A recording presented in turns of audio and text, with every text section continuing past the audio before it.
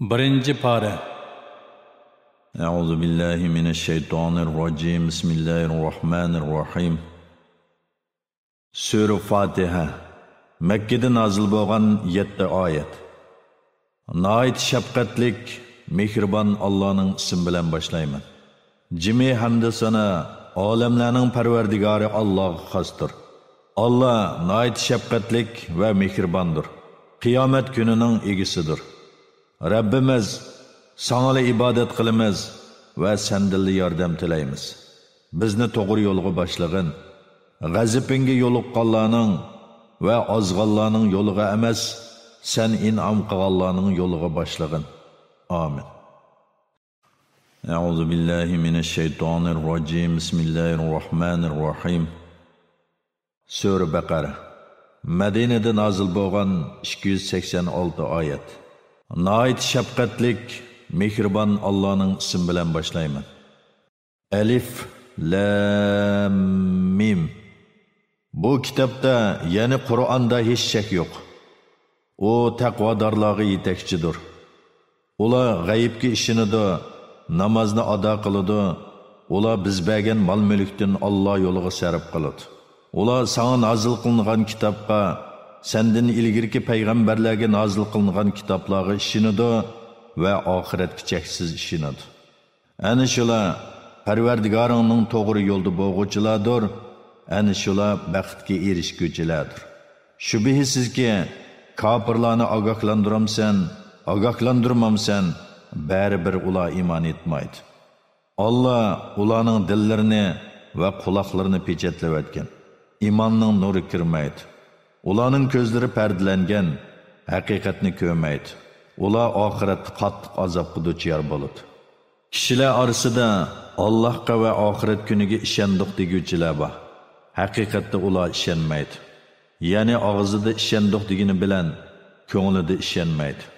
Ular Allohni va mu'minlarni aldamoqchi bo'ladi. Haqiqatda ular tuymasdan o'zlarini aldaydi. Ularning dillarida kasal, ya'ni munofiqlik va shakilnish bor. Allah ularning kesilini kuchaytirdi.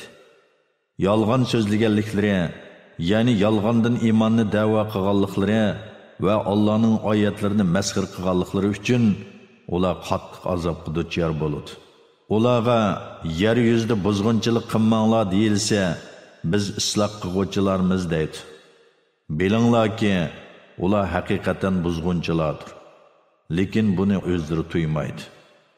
Ularga, ya'ni munofiqlarga iymon etgan kishilardek chin ko'nglinglar bilan iymon etinglar deyilsa, biz iymon etgan ahmoqlarga o'xshash iymon etamdiq deydi. Bilinglarki, ularning o'zlari ahmoqlar, lekin buni ular tuymaydi. Ular mu'minlar bilan uchrashganida biz iymon etdik deyishidi. Shayotinlari, ya'ni munofiq katibashlar bilan yolg'iz joyda tepishganda bo'lsa, biz haqiqatan sizlar bilan bilamiz, faqat tilimizning uchida iymon etib qo'yib, mu'minlarni masxir qilamiz deydi. Masxir qilganliklari uchun Alloh ularni jazolaydi. Ularni gumrohliklarda qo'yib beradi-ki, ular tingir qilgan holda yurishadi. Ana shular hidoyatni berib, gumrohlikni oldi. Şuna sodisi payda keltirmedi, ular hidayet tapquchi bo'lmadi. Ular go'yoki kechida isinish va yo'rug'lik elish uchun o't yoqqan kishilarga o'xshaydi. O't ularning atrofini yo'ritganda, Alloh ularning o'tining yo'rug'ini o'chiribdi. Ularni atrofidagi hech narsani ko'rmaydigan qorong'ulikda qoldirdi. Ular g'asdir, ya'ni g'az anglamagandek yaxshilikni anglamaydi. G'achidir, ya'ni g'ach so'zlayolmagandek yaxshi ishni so'zlayolmaydi.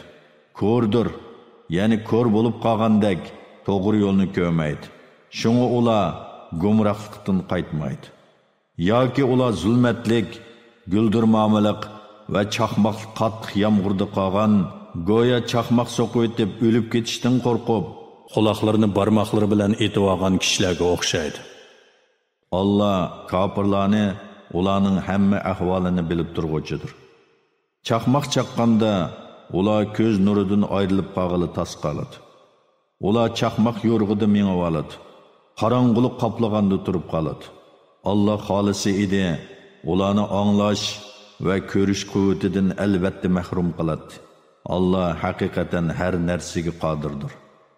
Ey insonlar, taqvodorlardan bo'lishinglar uchun sizlarni va sizlardan burunqilar, ya'ni o'tganki ummatlarni yaratgan Parvardigoringlarga ibodat qilinglar. Allah sizlarga zaminni to'shak va osmonni bino, ya'ni yulduzlarning zishlig'ida binoga o'xshash qilib berdi. Bulutdan yomg'ir yog'dirib berdi. Sizlarga rizq bo'lish uchun yomg'ir orqali turli mevalarni o'stirib berdi. Shunga Allohga sherik keltirmanglar. Albuki sizlar Allohning sherigi yo'qligini bilib tursizlar. Bandimiz Muhammadga biz nozil qilgan Qur'ondan shaklansanglar, Qur'onga o'xshash bir surani maydonga chiqarib yiqinglar.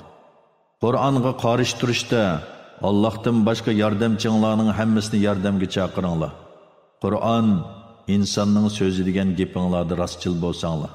Agar unda qilolmasanglar, hargizmi qilolmaysizlar. Kofirlar uchun tayyorlangan inson va toshlar yiqilg'i bo'ladigan do'zaxdan saqlaninglar. Ey Muhammad, iymon etgan va yaxshi amallarni qilganlarga ularning ostidan o'stanglar eqib turadigan jannatlarga kiradiganligi bilan xush xabar bergin. Ular jannatning bir mevasidan rizqlantirilgan chaqda buning bilan burun dunyoda rizqlantirilgan edik deydi. Ularga ko'rinishi dunyoning mevalariga o'xshaydigan, ta'mi o'xshamaydigan mevalar beriladi. Jannatlarda ularga pak juftilar beriladi. Ular jannatlarda mangu qoladi. Allah haqiqatan pasha va uningdan kichik narsalarni misol qilib keltirishdan tortinib qolmaydi. Mu'minlar uni Parvardigori tarafidan nozil bo'lgan haqiqat deb biladi.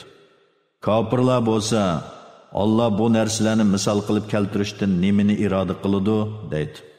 Allah bu misol bilan nurg'un kishilarni uni inkor qilganlikdan ozdirdi va nurg'un kishilarni uni tasdiqlaganlikdan hidoyat qiladi. Shu orqali faqat fosiqlarni ozdirdi. Fosiqlar Allah va'da olgandan keyin bergan va'dasini buzadi.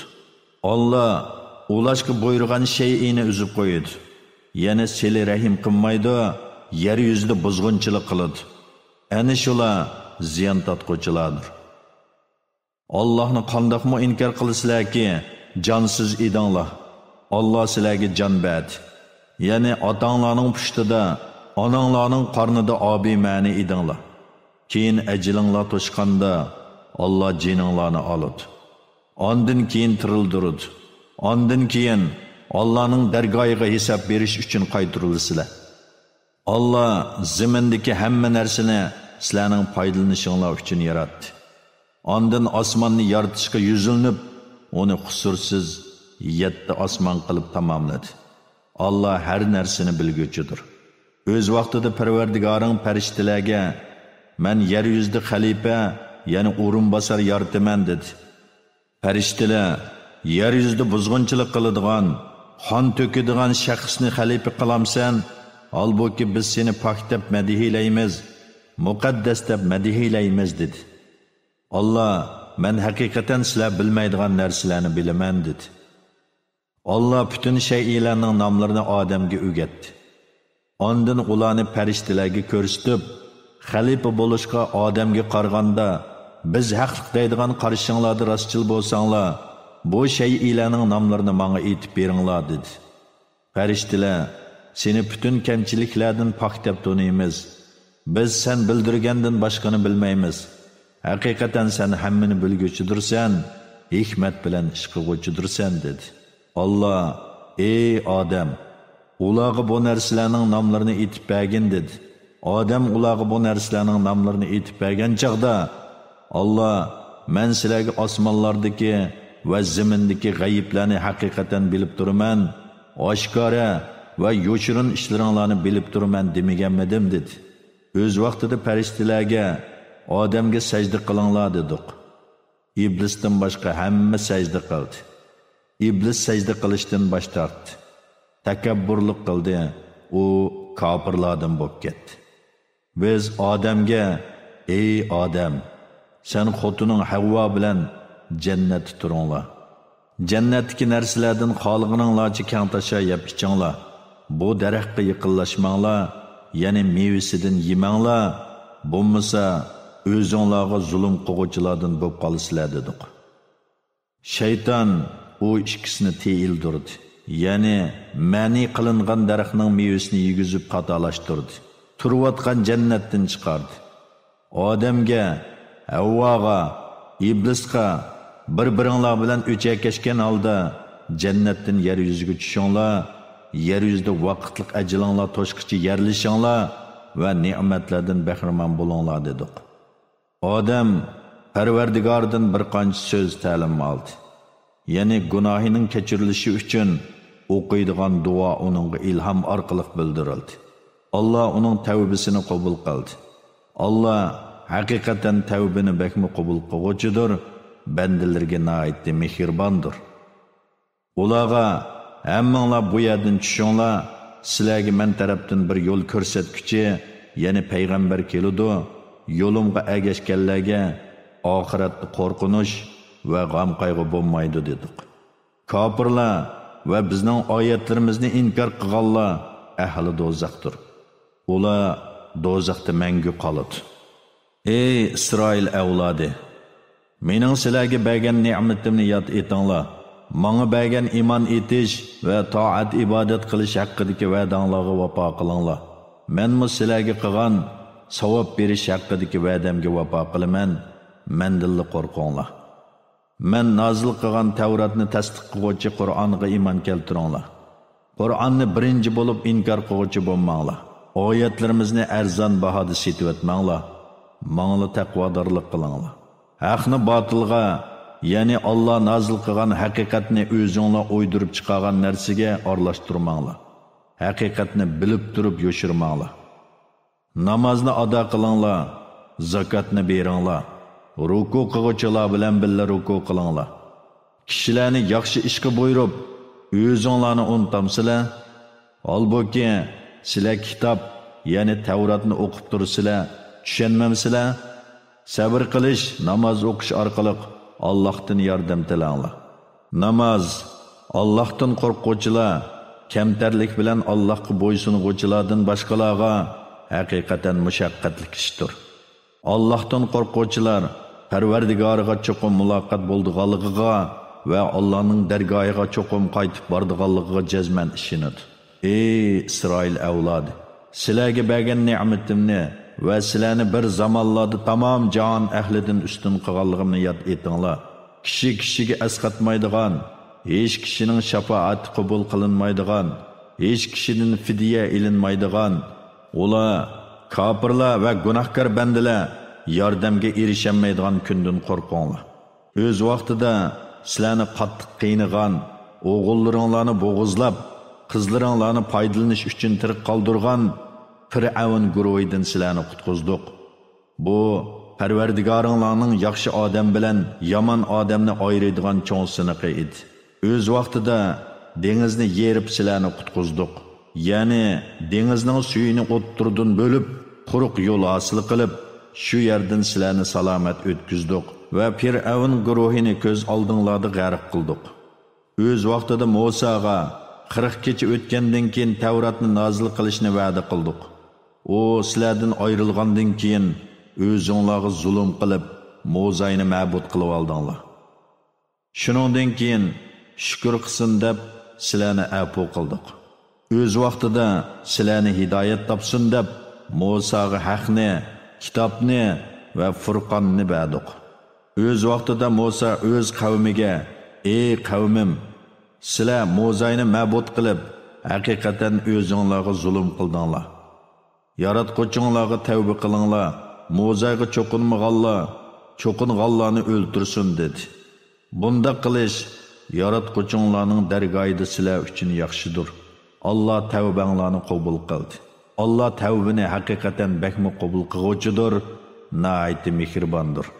O'z vaqtida: "Ey Musa, Allohni ochiq ko'migicha sana hargiz ishonmaymiz" dedinglarda, sizlarga nozil bo'lgan azobni ko'rib turguninglarda sizlarni chaqmoq so'qdi.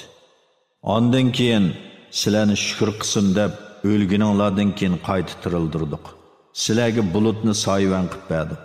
sizlarga taranjibim bilan bo'dudini tushirib berdik. Ular ne'matlarimizga nonko'rlik qilish bilan bizga emas, faqat o'zlariga zulm qildi. O'z vaqtida Musa orqali ajdodlaringlarga bu shaharga, yana Baytul Muqaddasga kiringlar, u yerda xalqininglarcha kang tasha yeb ichinglar, Baytul Muqaddas darvozasidan shukr qilish yuzidan sajda qilgan holda kiringlar va Parvardigorimiz gunohlarimizni kechirgin danglar, gunohlaringlarni mag'firat qilamiz, yaxshilarga texmi ortiq savob beramiz dedik. Zulm qiluvchilar o'zlariga so'zlangan so'zni boshqa so'zga o'zgartirdi.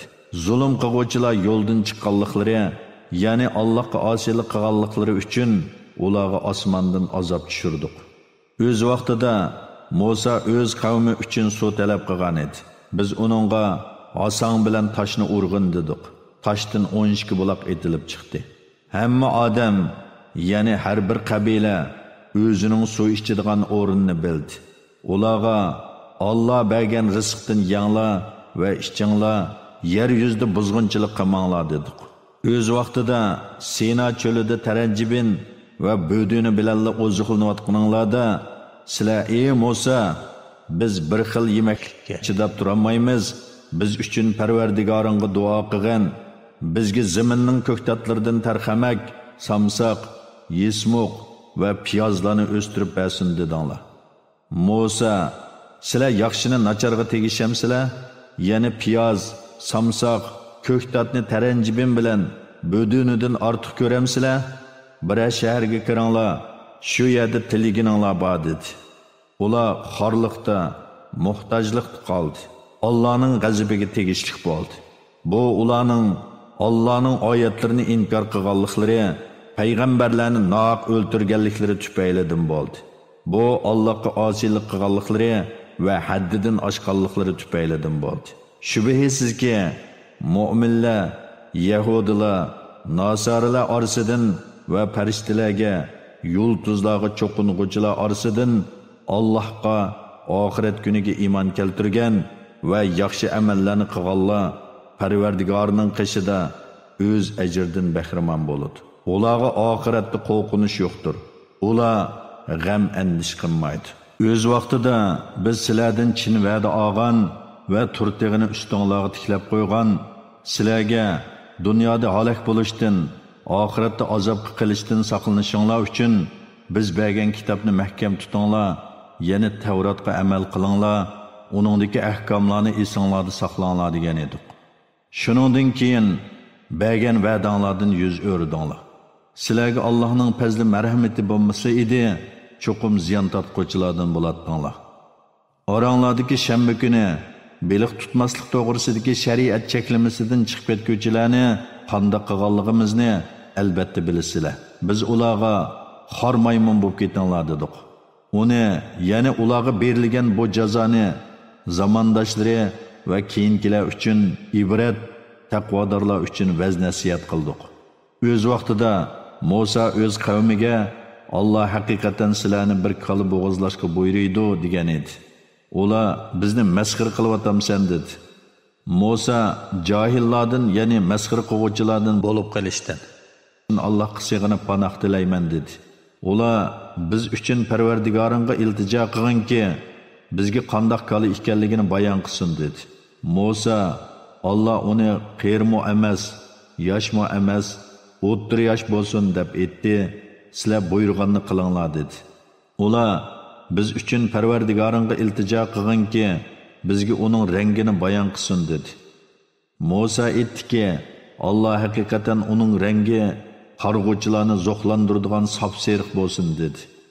Ular Parvardigoringga iltijo qilgan, uning qandoq ekanligini bizga bayon qilsin, ya'ni dehqonchilikqa ishlatilgan kalimo yoki samirtish uchun beqilgan kalimo, bu bizga mujmal bo'lib qoldi. Bu aniq bo'ladigan bo'lsa, Alloh xolisa uni biz cho'qim topamiz dedi. Musa, Alloh uning yer haydab, ekin sug'urib ko'ndirilgan bo'lmasligini, bejirim olisi yo'q, ya'ni rangida seriqlikdan boshqa rang yo'q bo'lishini aytdi dedi. Ular endi to'liq bayon qilding dedi. Ular kalini tepib kelib bo'g'izladi. Ular savol so'raverganlikdan buni o'rlayolmag'ili tas qoldi. O'z vaqtida sizlar bir kishini o'ltirgan va qotilning kimligi to'g'risida datalash qilishgan edinglar. Sizlar yo'shirmoqchi bo'lgan narsani, yana qotilning ishini Alloh oshkorlig'idir. Sizlarga Musa orqali dedikki, kalaning bir parchasi bilan o'likni uringlar, u tirilib qotilni tepib berdi. Alloh o'liklarni shundoq, ya'ni ko'z oldinglarda bu o'likni tirildirgandek tirildirdi. Sizlarni tushansin deb qudratining alomatlarini sizlarga ko'rsatdi. Ey Yahudilar jamasi, shuningdan keyin, ya'ni shonliq mo'jizalarni ko'rgandan keyin dillaringlar qetib ketdi. Tashdek yoki tashdinmi qattiq qetib ketdi. Tashlar orasida ichidan suv etilib chiqib, eriqlar hosil bo'ladiganlari bor, yerilib orasidan suv chiqadiganlarmi bor. Allohdan qo'rqib, tog' cho'qqalardan do'milab tushadiganlarmi bor. Demak, tash yumshaydi, sizlarning dillaringlar bo'lsa yumshamaydi va ta'sirlanmaydi. Allah qilmishinglardan g'ofil emasdir.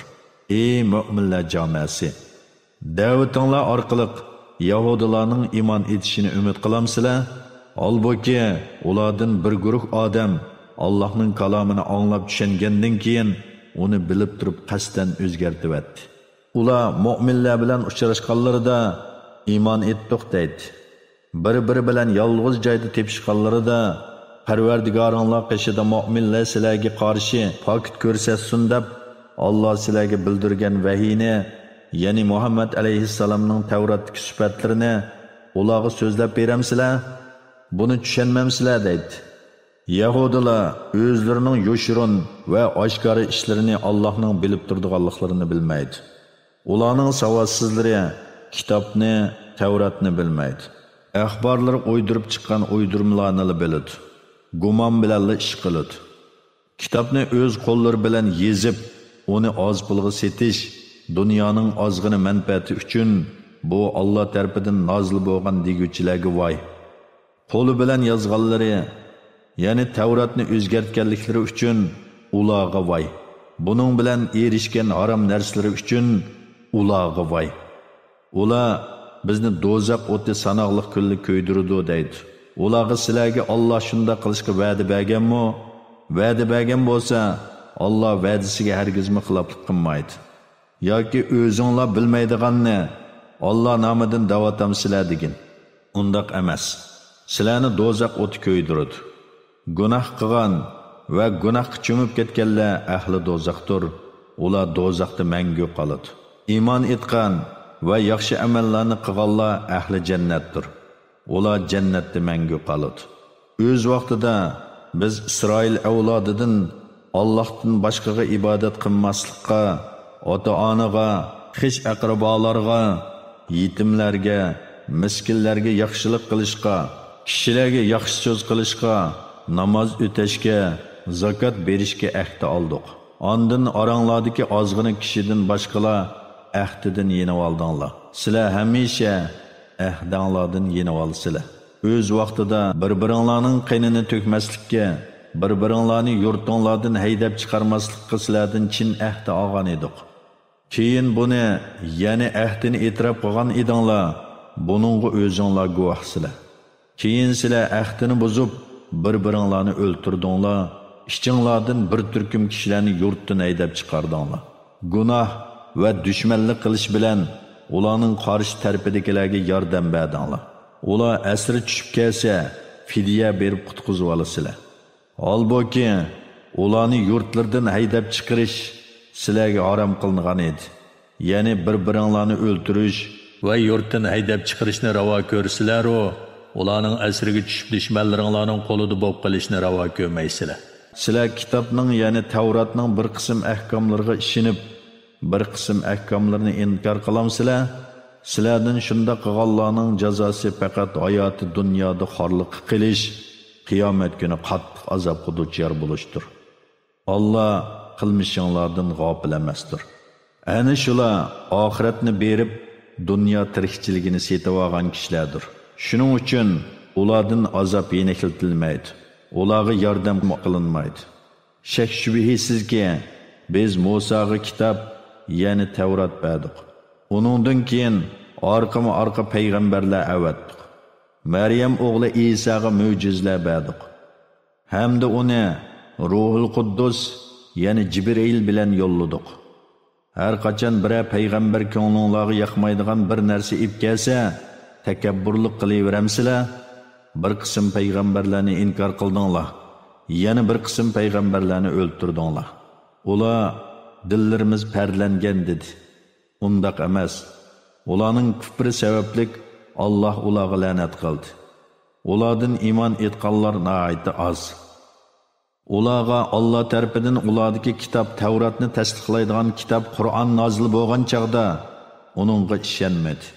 Ilgari ular Muhammad alayhissalomni vasita qilib kofirlarga qarshi o'zlariga yordam qilishni tilaydi.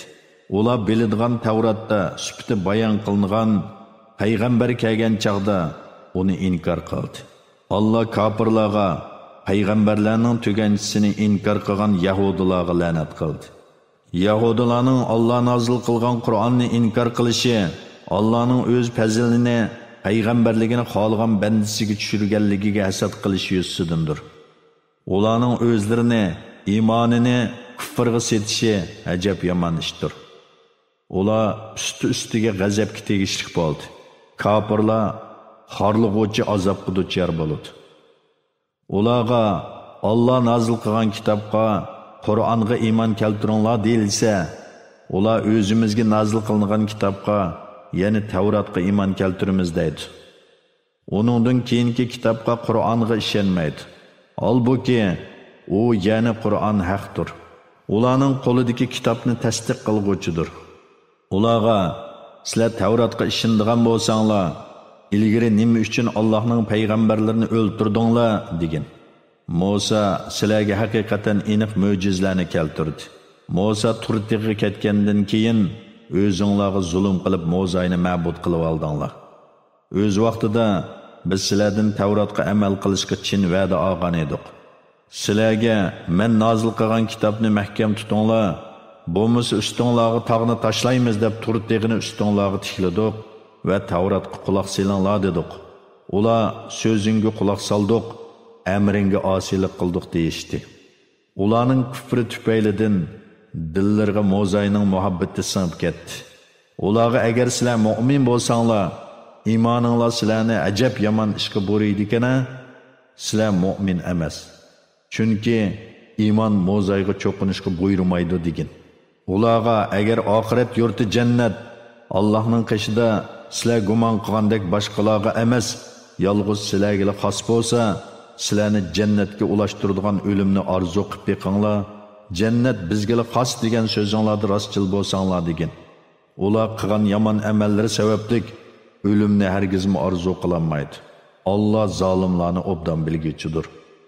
Shubhisizki, ularni hayotga hamma kishidan, hatto mushriklardan hirs ko'rsan.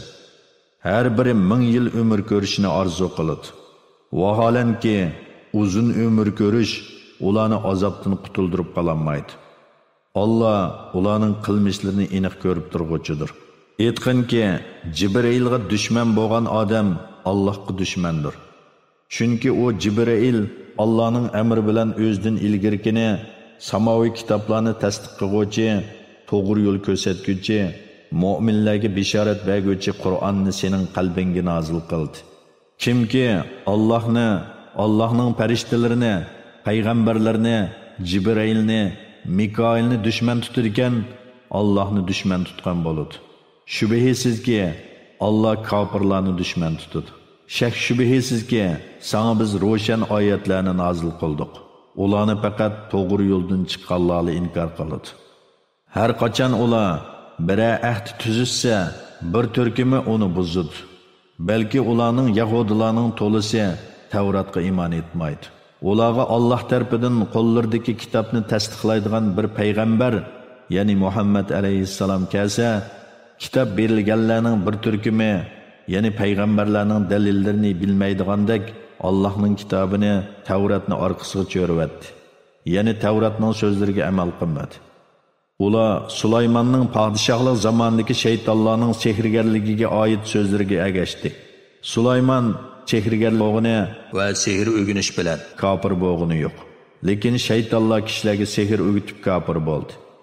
Ular Babildagi Harut Marut deyiladigan ikki farishtaga nozil qilingan sehrni o'gitadi. Bu ikki farishta biz kishilarni sinaymiz, kafir bo'lmagan demagicha hech kishiga sehr o'gatmaydi. Ular bu ikkisidan xotinni bir-biridan ayirib etadigan narsalarni, ya'ni sehrgarlikni o'rganadi. Ular sehr orqali Allohning ruxsatisiz hech kishiga ziyon yetkazolmaydi. Holbuki ular o'zlariga ziyni bor, foydasi yo'q narsani o'rganadi. Yahudilar Tavratni tashlab sehrni setib olg'achqa, oxiratda Allohning rahmatidan va jannatdan hech nasibi yo'q ekanligini obdan biladi. Ular jonlarining badaliga setib olgan narsasining, ya'ni o'zlari uchun sehr o'rganishni tanlashining ajabmi yomon ish ekanligini kashki bilsa edi. Agar ular iymon keltirsa, sehrni tashlab Allohdan qo'rqsa, ular uchun Allohning dargohidagi savob albatta yaxshi edi. Kashki ular buni bilsa edi. Ey mu'minlar, payg'ambarga rohina deb xitob qilmay, unzurna deb xitob qilinglar. So'ziga quloq selinglar, kafirlar qattiq azobga duchor bo'ladi. Ahli kitob va mushriklardan bo'lgan kafirlar Parvardigoringlar tarafidan sizlarga biror yaxshilikning tushishini yoqtirmaydi.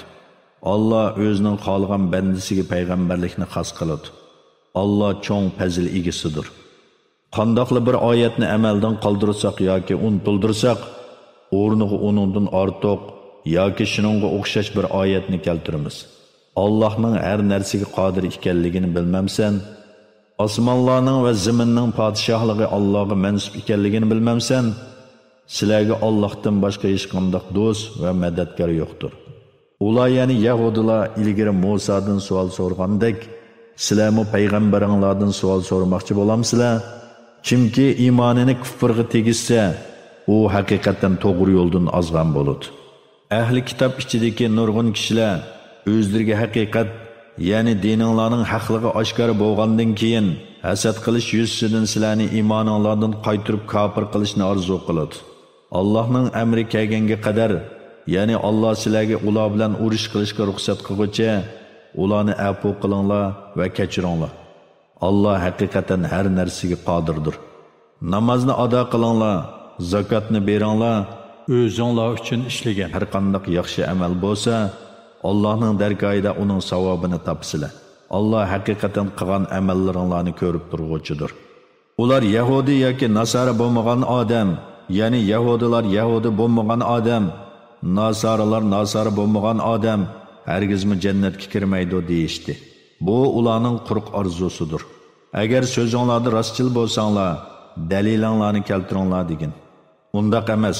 Kimki yaxshi amallarni qilgan holda o'zini Allohga topshiradigan, Allohning amriga bo'ysunib, amalini xolis Alloh uchun qiladigan, u Parvardigorning dargohida savobdan bahramand bo'ladi. Ularga oxiratda qo'rqinish yo'qdir va ular g'am andish qilmaydi. Yahudilar Nasarlarning hech qanday asosi yo'q, ya'ni ular to'g'ri dinda emas dedi. Nasarlarmi Yahudilarning hech qanday asosi yo'q, ya'ni ular to'g'ri dinda emas dedi. Holbuki ular kitobni, ya'ni Yahudilar Tavratni, Nasarlar Injilni o'qiydi. Bilimsiz odamlar, ya'ni arab mushriklarmi ular degandek dedi. Allah qiyomat kuni ularning o'zaro ixtilof qilishgan narsalari ustida hukm chiqaradi.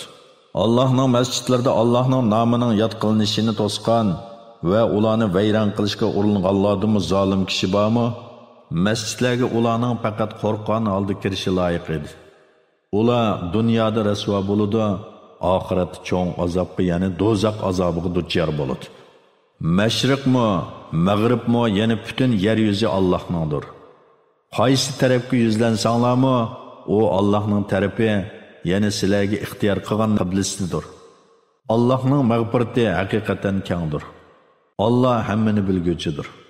Ular Yahudilar, Nasaralar, mushriklar Allohning balasi bor deydi. Alloh ularning gumon qilgan narsadan pokdir. Undaq emas. Osmonlardagi va zamindagi narsalarning hammasi Allohningdir. Hammasi uning bo'ysunuvchidir. Allah osmonlar va zaminni yo'qdan bor qiluvchidir. Bir ishni vujudga keltirishni iroda qilsa, vujudga kel deydi-da, u vujudga keladi. Bilmaydiganlar, Quraysh kofirlari, Allah nima uchun biz bilan so'zlashmaydi yoki nima uchun bizga rost payg'ambarligining dalili sifatida bir mo'jiza kelmaydi deydi. Ulardan burun o'tganlarmi payg'ambarlarga shundoq so'zni qilgan edi. Ularning dillari bir-biriga o'xshaydi. Haqiqatan biz oyatlarimizni jazman ishonadigan qavm uchun bayon qildik. Biz seni haqiqatan mu'minlarga jannat bilan xushxabar berguvchi, kofirlarni do'zax azobidan ogohlantiruvchi qilib, haqdin bilan avatdik. Sen ahli do'zax, ya'ni kofirlardan iymon etmaganlar to'g'risida javob beramassan. Sen Yahudi va Nasarlarning diniga agashmaguncha, ular sendan hargizmi rozi bo'lmaydi. Ey Muhammad, ularga aytqinki, to'g'ri yo'l faqat Allohning yo'lidir. Sana ilm kelgandan keyin, ya'ni poklik haqiqat sana oshkor bo'lgandan keyin, agar sen ularning nafsi xohishlariga ergishadigan bo'lsang, seni Allohning azobidan qutqizadigan hech qanday do'stmi bo'lmaydi, madadkormi bo'lmaydi. Biz ato qilgan kitobni tegishli ravishda o'qiydiganlar bor. Ana shular uningga ishonadi. Kimlarki kitobni, Qur'onni inkor qiladi ekan, ular ziyon tortquvchilardir. Ey Isroil avlodi, sizlarga bergan ne'matimni va sizlarni bir zamonlarda hamma jahon ahlidan ustun qilganligimni yod etinglar. Birovga birov qilchilik yordam qilolmaydigan, hech kishining fidyasi qabul qilinmaydigan, hech kishining shafoati foyda qilmaydigan, ularga ya'ni kofirlar va gunohkorlarga yordam qilinmaydigan kundan qo'rqinglar. O'z vaqtida Ibrohimni Parvardigori bir qancha amrlar, shariat takliflar bilan sinadi. Ibrohim ularni bajo keltirdi. Allah onunğa seni çoxum kişilərə dində peşva qılman dedi. İbrahim mening bir qism avlodlarimni peşva qilsang dedi. Allah mening peşva qilish ahdimga zolimlar, ya'ni kofirlar erişenmaydi dedi. Öz vaqtida biz Ka'bani kishilar uchun jam bo'ladigan va tinish joy qilib berdik. Kishilarga maqomi İbrahimni namozgoh qilinglar, ya'ni shu yerda namoz o'qinglar dedik. İbrahim bilan İsmoilga uyimni, ya'ni Ka'bamni tavob qiluvchilar, e'tikofda o'ltiruvchilar, ruku qiluvchilar va sajda qiluvchilar uchun pok tutishni buyurdik. O'z vaqtida Ibrohim, Parvardigorim, bu ya'ni Makkani tinish shahar qilib bergan, aholisidan Allohga va oxirat kuniga iymon etganlarni turli mevalar bilan rizqlantirgan dedi. Allah kofir bo'lgan odamni rizqdan ozgina muddat hayotligida bahramon qilaman, ondan keyin uni oxiratda do'zaxga haydayman dedi. Bu nima degan yomon oqibat. O'z vaqtida Ibrohim bilan Ismoil Ka'baning ulini qo'pirib etib, Parvardigorimiz, bizning xizmatimizni qabul qilgin, sen haqiqatan duoyimizni anglab turg'uchisan, niyatimizni bilib turg'uchisan. Parvardigorimiz, ishkimizni o'zingga itoatman qilgin. Bizning avlodlarimizdanmi o'zingga itoatman ummat chiqargin. Bizga hajimizning qoidalarini bildirgin. Tavbimizni qabul qilgin. Chunki sen tavbini nihoyat qabul qiluvchisan, nihoyat mehribonsan. Parvardigorimiz, ularning ichidan oyatlaringni ularga tilovat qilib beradigan, kitobingni, Qur'onni, hikmatni, ya'ni sahih sunnatni ularga o'rgatadigan, ularni mushriklik va gunohlardan pok qiladigan bir payg'ambar avatgin. Haqiqatan sen g'olibsan, hikmat bilan ish qiluvchisan dedi. O'zini ahmoq qilganlardan boshqa kim Ibrohimning dinidan yuz o'riydi? Haqiqatan biz uni bu dunyoda payg'ambarlikka tanladik. Shak shubhisizki, oxiratda u yaxshilar qatorida bo'ladi. O'z vaqtida Parvardigori uningga, Parvardigoringning amriga itoat qilgin dedi. O olamlarning Parvardigoriga itoat qildim dedi. İbrahim ve Yaqub öz o'g'illariga vasiyat qilib, ey o'g'illarim, Allah sizlarga mushu dinni, ya'ni islom dinini tanladi. Faqat musulmon petinglarcha o'linglar, ya'ni iymoninglarda mahkam turinglar yoki iymon bilan ketinglar dedi. Yaqub jon uzayotgan vaqtda sizlar yenida bormadinglar? O chaqda Yaqub o'g'illaridan, men o'lgandan keyin sizlar kimga ibodat qilasizlar deb so'radi. Ular, sening ilohing va ota-bobolaring İbrahim, İsmoil, İshoqlarning ilohi bo'lgan bir Allohga ibodat qilamiz. Biz uningga itoat qilguvchimiz dedi. Ular o'tgan bir ummatdir. Ularning amallari o'zlari uchundir. Sizlarning amallaringlarmi o'zinglar uchundir. Ularning qilmishiga sizlar javobgar emas. Ular Yahudi va Nasara bo'linglar, to'g'ri yo'l topsizlar deydi. Ondaq emas. Biz İbrahimning islomga uyg'un diniga ergishimiz. U mushriklardan emas edi degan. Aytinglarki, Allohga iymon etdik, bizga nozil qilingan vahiyga İbrahimga, İsmoilga, İshaqqa, Yaqubqa va uning avlodlariga nozil qilingan vahiyga, Musaga berilgan Tavratga, İsa'ga berilgan Injilga va payg'ambarlarga Parvardigori tarafidan berilgan kitoblarga iymon etdik. Ulardan hech birini ayirib etmaymiz. Yahudilar va Nasarlarga o'xshash, ularning ba'zisiga iymon etib, ba'zisini inkor qilmaymiz. Biz Allohga bo'ysunuvchilarmiz. Agar ular yana ahli kitob, sizlar iymon etgandek iymon etsa, albatta to'g'ri yo'l topgan bo'ladi. Agar ular iymondan yuz o'risa, sen bilasan, adovatda bo'lgan bo'ladi. Ularga qarshi Alloh sana kifoyadir. Alloh ularning so'zlarini anglab turg'uchidir, hiyla mekrlarini bilib turg'uchidir. Allohning dinida ching turinglar. Allohning dinidan yaxshi kimning dini bor? Biz Allohga ibodat qiluvchilarmiz. Biz bilan Alloh to'g'riliq munozirlashamsizlar? Holbuki u ham bizning Parvardigorimiz, ham sizlarning Parvardigoringlardir. Bizning amallarimiz o'zimiz uchundir, sizlarning amallaringlarmi o'zinglar uchundir. Biz Allohga sodiqmiz degan. Yoki İbrahim, İsmoil, İshaq, Yaqub va uning avlodlari Yahudi edi yoki Nasara edi demsizlar? Aytqinki, ularning qaysi dinda ekanligini sizlar obdan bilamsizlar yoki Alloh obdan bilamdi. Qo'lida Alloh nozil qilgan dalil isbot turib, uni yo'shirgan odamdan zolim kim bor? Alloh sizlarning qilmishinglardan g'ofil emasdir. Ular o'tgan bir ummatdir. Ularning amallari o'zlari uchundir. Sizlarning amallaringlarmi o'zinglar uchundir. Ularning qilmishiga sizlar javobgar emas.